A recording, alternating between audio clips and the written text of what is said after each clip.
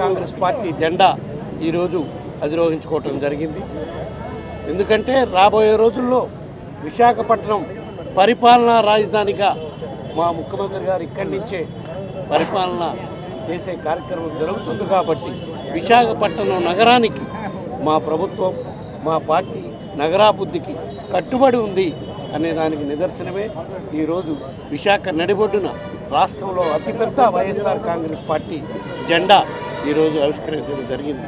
రాబోయే రోజుల్లో కూడా రాష్ట్రంలో మళ్ళా రేపు జరగబోయే ఎన్నికల్లో కూడా వైఎస్ఆర్ కాంగ్రెస్ పార్టీ అభ్యర్థులే అత్యధిక శాతం గెలిచి మళ్ళా ఈ రాష్ట్రానికి జగన్ గారి ముఖ్యమంత్రి అవుతారు అని రాష్ట్ర ప్రజలంతా కూడా ఒక దీనితోటి ఉన్నారని చెప్పి, శపథంతో ఉన్నారని చెప్పి ఈ సందర్భంగా తెలియజేసుకుంటున్నాం.